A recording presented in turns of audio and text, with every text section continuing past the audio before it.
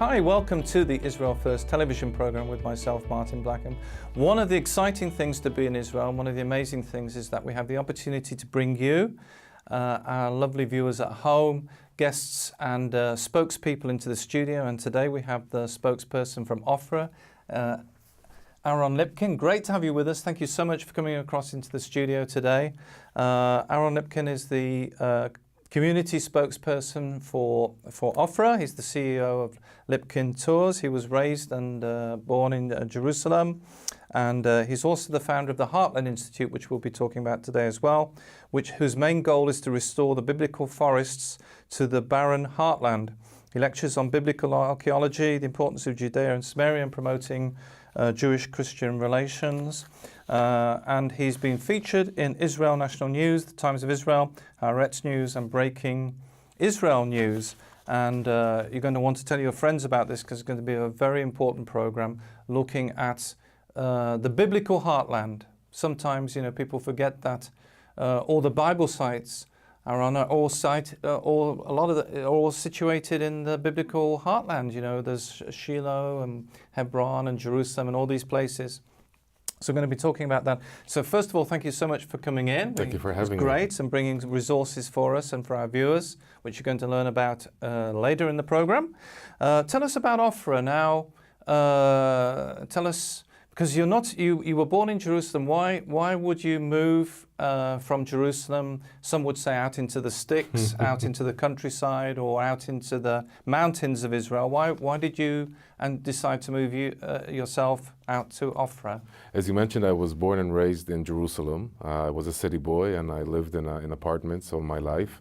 But I remember as a kid, one of my experiences was to be driving with my father, who was an importer at that time of water pick from the United States. And we would, because my mom spoke Arabic, much of my father's clients were Arab-speaking, either in East Jerusalem or in Judea and Samaria. So I remember as a kid driving with my parents, in Gaza, Hebron, Jenin, Shechem, Nablus, and every time we would stop at my father's friend in Kedumim. Kedumim is another Jewish village in Samaria. And I remember as a city boy going into a countryside village, going into a house, a private house, that had 2 floors and such a great atmosphere and the garden. And that was always my dream, to live that way, not in a city, but in a village. Later on, my wife and I got married and we started looking for a house, and houses in Jerusalem were just impossible to purchase, and we didn't have a lot of money at that time. Because it's expensive to live in Jerusalem. Yes, a young couple. And so we started roaming around Jerusalem, and when we came into Ofra, my wife said, "This is where I want to live." Wow. And what my wife says, I do. And now Ofra, for our friends at home, Ofra, the geography of it, it's north, about an hour by road, because of maybe not by bird, but by road, it's about an hour away from Jerusalem going north. Yes, depends how fast you drive. I usually get there from Jerusalem. It takes about 35 minutes to get to Ofra. Ofra is in the Shomron in Samaria. And the special thing about Ofra is that it's the first Jewish village that was established in Samaria after 1967. You have to remember that Judea and Samaria were under Jordanian occupation from 1948 till 1967. And before 1948, before the establishment of the State of Israel, this area was really, nowhere. I mean, it was hard to get there, it was hard to live there. And so after 2,000 years of Jewish absence from the biblical heartland of Israel, in 1975, Ofra was established, the first Jewish village in Samaria. And from that village, all the other villages in Judea and Samaria were established. So Ofra is really the pioneering village of the settlement movement, so to say. What's very interesting, when I visited Jewish communities in Judea and Samaria, to see how they're over the years changing. They start off some of them without permanent homes, going to permanent homes, going to streets, going to street names, going to lighting. Suddenly they changed dramatically over the years. They've really and schools. You know, you set up schools there and things like that. It's amazing to see the change. Yes, and today you have cities in Judea and Samaria. Ma'ale Adumim, Ariel, Beitar Elit. We're definitely, you know, it's been a long way since 1975. Today Ofra is a middle class, kind of a suburb of Jerusalem. Most of the people there work in Tel Aviv and in Jerusalem. But the great thing about Ofra is also the fact that it's a community village. And again, coming from the city, people that live in the cities don't understand what a community village is. In the city, you live in an apartment, you have neighbors, you know, around you, and you're either, you know, in good or bad relations with them, or you don't talk to each other at all. When we came to Ofra, we discovered that there's another way of living, to live as part of a community. Now, Natalie met you, Natalie, my wife and presenter on the program, met you because of the tree planting. Maybe you can tell us a little bit about that, about the importance. We're coming on really to the Heartland Institute that you've for trees that you've established. But maybe you can tell us a bit about the story about that, because that was featured in a Rutsheva News, the tree planting. So why was it so important, and why were you? What was the reason on that particular day you were planting trees in Ofra, I believe it was? Yes.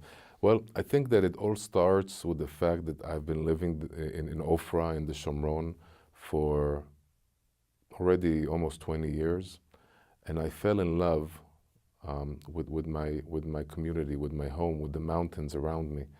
And every time I come back from Europe or the United States, and I come back to Samaria, I feel saddened because all the mountains around me are barren. There are no trees, there are no forests, and you know, every time I ask myself, this is the land of milk and honey, flowing with milk and honey. Why aren't there forests here? Why isn't the land overflowing with prosperity? It's barren. It's like a desert. And when I open the Bible is very clear that there were forests in those areas. You can read it in the book of Joshua, when Joshua allocates the tribal lands to the tribes of Ephraim and Manasseh come to Joshua and say, what is this land that you gave us? It's all forests. We can't live here. We can't cultivate it. And Joshua said, you know, manage. Just, you know, do what you have to do. So there were forests there. Another story, Ofra, there's an Arab village by Ofra called the Village of the Two Bears, which is a really weird name for a village. But for those who are interested, the Arab villages preserve the biblical traditions, the biblical names of the cities and villages, but also biblical stories. And that specific village preserves the story of Elisha coming up from Jericho and bringing the two bears out of the forests to kill the people that insulted the prophet of God. So there was a forest right by Ofra the two bears came out of. This is a real story. It happened in a real place, and there were forests there, and now there are no forests because the land was molested for 2,000 years by the different civilizations. And I want to restore the biblical forests back to the heartland of Israel. Which is a major project of Israel, really. And if you come to see Israel, it's one of the things, one of the major projects. I think it's JNF, who are tree planting. And amazing to see, because the weather's actually changing because of all the trees, the projects that are going on. But even so, as you say, that it's very sad to see Judea and Samaria in particular, who've lost so many trees. And one of the reasons, I believe, is that the different people who came in to occupy Israel would purposely, I know the Turkish Ottoman Empire purposely cut down trees in Israel. Correct. And even Mark Twain came here and he said that how can anything, how can anything survive in this wilderness? And so the tree planting is a major thing. And you were doing it that particular day, I understand, to honor the memory of a terror victim, and his parents were there, Natalie was there, and yes, correct. And this is a declaration that we as the Jewish people, we choose life. For us, trees and forests are just another way of showing that. And so, you know, if people want to be part of this important project of tree planting, we established a website. It's heartlandtrees.net. And people can go there and learn more about this project. They can also participate and donate and plant trees. And that's on your screen now. And dedicate it to people from their families or loved ones. Our aim, our goal, you know, in 20, 30 years is to totally change the mountains of Judea and Samaria and to see them prosperous just like they were in the time of the Bible. And we just ought to remind our viewers, many of them will know this, but this whole area is Israel, even though some people say it's disputed and the media calls it the West Bank sometimes. This is Israel. It's in the Bible. You can read about it, and it goes right up to the Jordan. We're not talking about the other side of the Jordan or in another country. We're talking Israel. We're talking about the Bible lands. So it always amazes me that there's so much hassle, particularly from the left, about this whole area. And I want to talk to you about the issue of housing as well. There's been so many problems trying to build houses in the Jewish communities in Judea and Samaria. That seems odd to me as well. Why there'd be so much battle over just building a house? It's not a military thing. It's just particularly bearing in mind, and we've talked about this before on the program, the international law is that at worst it's disputed, but Israel is in charge. It's meant to be looking after it and can build. So are you building in Ofra at the moment? Well, here's the problem, and actually also connects to the issue of the trees. Since 1967-66 Day War, the state of Israel never really made a clear decision about what Israel wants for Judea and Samaria. And you know, the talks in the last 30 years of establishing a Palestinian state caused a lot of damage for the Jewish and Arab populations, because if this is going to be a Palestinian state, then why should Israel plant trees? Right. Why should Israel invest in infrastructure? Mm-hmm. If it's going to be another state of another country, then every shekel, every dollar that's spent there is a waste of money.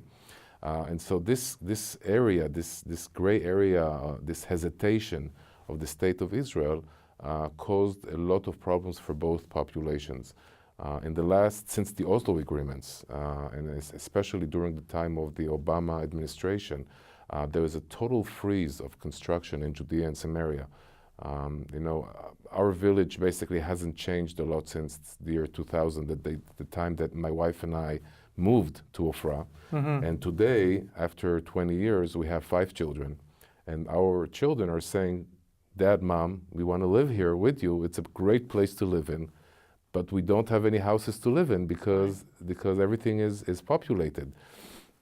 Ofra has a very serious problem with the status of the lands, something that was caused by the Jordanian occupation between 1948 and 1967.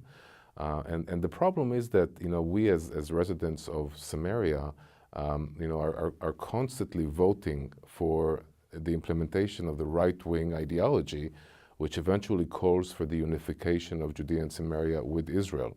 We believe, like you said, that Judea and Samaria are part of Israel, mm-hmm. Biblical Israel, part of the state of Israel. Which was given under the British mandates and under the Sykes something agreement and under the San Remo Convention, all the international law. Correct. And so we want Judea and Samaria to be part of Israel. We want to live a normal life. Mm-hmm. We don't want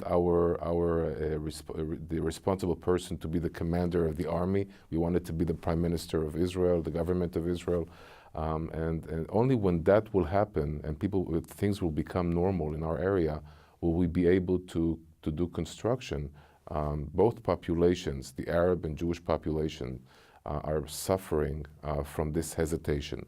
And one of the things that we've been hearing lately in the news is many people, many politicians are saying it's time to make a decision. And we hope that that decision will be eventually the unification of Judea and Samaria with Israel, and you know, making clear that the borders of Israel are from the Jordan River till the Mediterranean for now.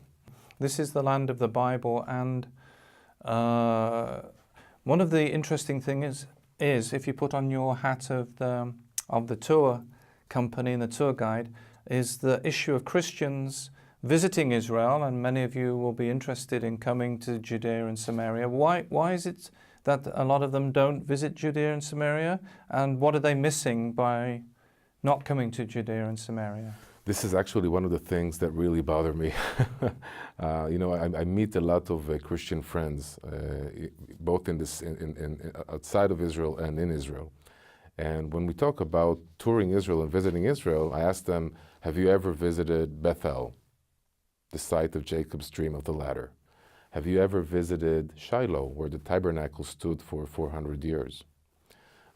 Mount Gerizim and Mount Ebal, the mountains of blessing and curse. And the people are looking at me and saying, no, we've been in Israel for 4 or 5 times, and we've never been there.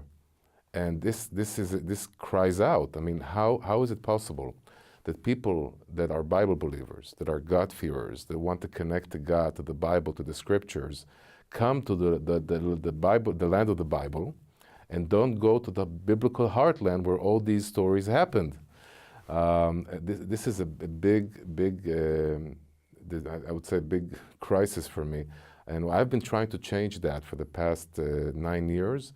We established a tour agency that markets the tour where Judea and Samaria, the biblical heartland, are an integral part of the tour. It's not something that's out of the ordinary. It's just normal to go to these places that I've mentioned. Right.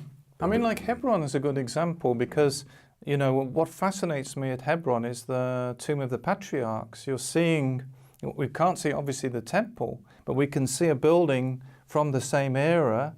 Absolutely amazing, yet nobody goes there. Right. And all the other sites, you know, in the Shomron and Samaria, they're so full of prophecy. They're so full of spirituality. I mean, if you stand in Shiloh and you read the Scriptures and you're saying to yourself, the Ark of the Covenant of God was here. God spoke to Samuel here in this place. Joshua divided the land of Israel among the tribes. So when you stand in these places, you not only understand that these are real stories that happen in real places, it's a way to get a stronger connection to God. To think that the Word of God, that the voice of God was spoken in that place is so amazing. And people miss out on that. It's so sad. And I really encourage people to come to Israel in general, but specifically to come to the biblical heartland. And they can get in touch with you if they're interested in going on a Heartlands tour, going to see the Judea and Samaria. They can contact you at Lipkin Tours, and you can let them have information. There'll be a lot of you out there that are very interested in coming to Israel and seeing all of this. And the other thing is that if you have, you know, if you go to the regular, I call them regular sites, but still very exciting, you miss out on all of this, these amazing sites. And just seeing the mountains of Israel is absolutely amazing. Standing in the footsteps of your ancestors and where Abraham stood, and it's absolutely amazing. The mountains of blessing and cursing, and, you know, seeing all the, it's. Somebody described it, one tour guide, that the 5th gospel was the coming to the land of Israel, because you can stand and see the things in front of your eyes, not just read them. Now, one of the things is it safety the main concern of people, that because they hear things or maybe they've read things and see the news? Is that the main issue, or is it just getting access? Or all our tourists, and we've brought tens of thousands of tourists in the last nine years, came back home safe, happy, to tell all their relatives about their amazing experience in Israel. Visiting Judea and Samaria is totally safe, totally safe. There were actually times, I would say, in the beginning of the second Intifada in the year 2000 till 2005, that it wasn't very safe to live in Judea and Samaria, needless to say, to tour. But today, everything is safe, and everything is coordinated, and everything is done in a very, very well. So there's really no reason at all to be afraid. And we have the testimonies on our website to show how people were so enthusiastic and blessed to be able to visit these places. And we're actually one of the only tour agencies that bring groups to places like Joshua's Altar. Wow. Joshua's Altar is on Mount Ebal. It's a place that's under military control, but the military understands that this is a very important site for Bible believers. And so every week, once a week, we arrange a visit to Joshua's Altar, and people have the privilege to come and to touch a structure that is so ancient. Wow. That is almost 3,000 years old. A structure that's believed to be the altar that Joshua built according to Moses' command in Deuteronomy. And you've brought in a video that you've done. You've been there and you recorded some film. Is that right? Yes. We like to think of ourselves not just as a tour agency, but also in a way kind of a ministry.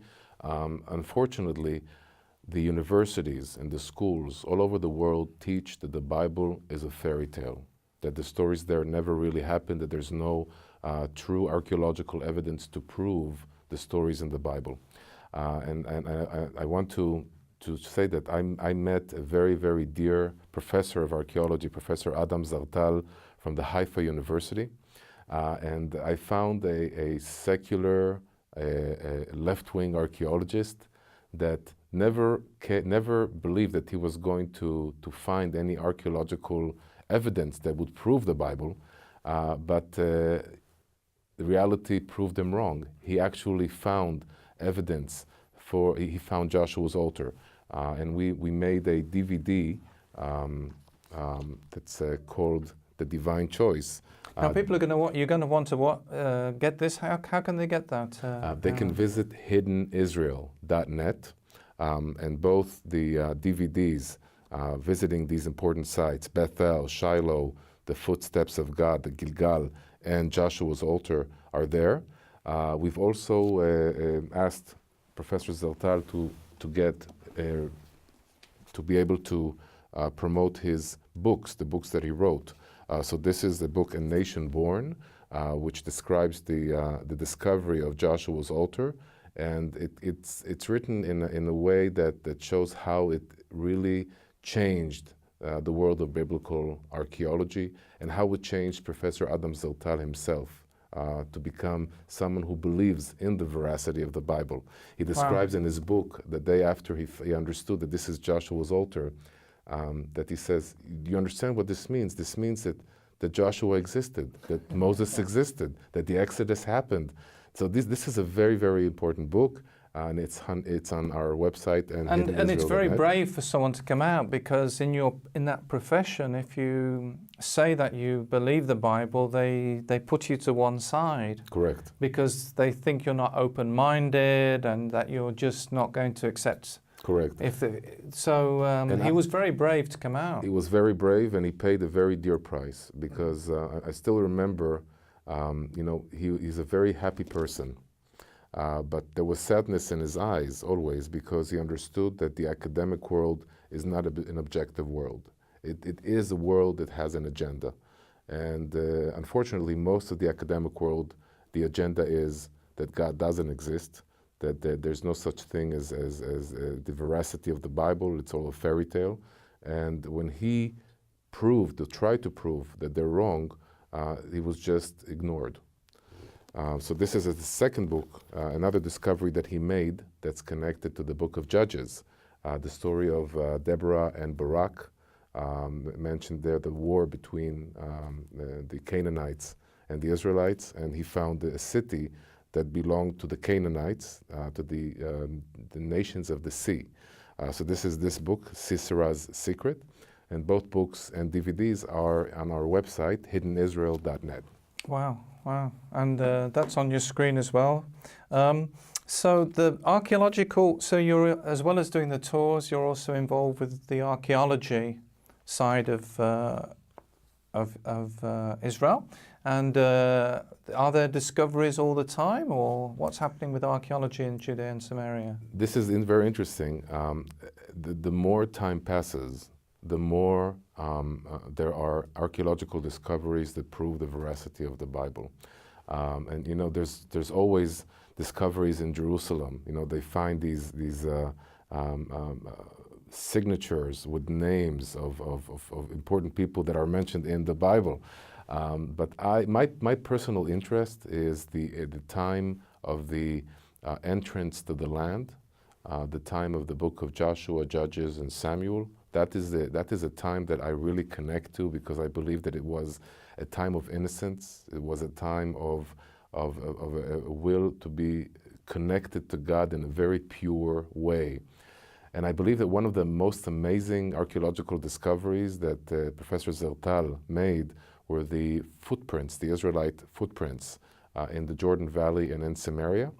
We've done another DVD on that, the Footsteps of God. Wow. And the best way to see them actually is with a drone. All right. Wow. And the Footsteps of God has some amazing drone footage that shows the different footsteps that the Israelites built, that Professor Zertal believed were the first worshiping sites of the Israelites before Shiloh, before Jerusalem. I believe that technology needs to be used to show Israel, to show Judea and Samaria, to show the biblical sites.